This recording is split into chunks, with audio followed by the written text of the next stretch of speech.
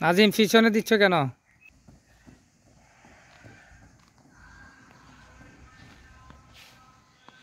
রাখবা। গুড আবির, শাবাশ, খুব ভালো হচ্ছে, কামান।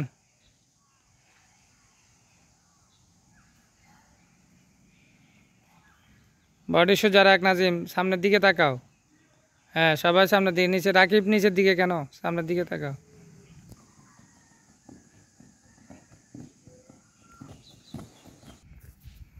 দাও, গুড। পিছনে না, শেষটা লাগাইতে বলছি। দাও। কিরে নাজিম দাঁড়া রিসেস কেন? দাও।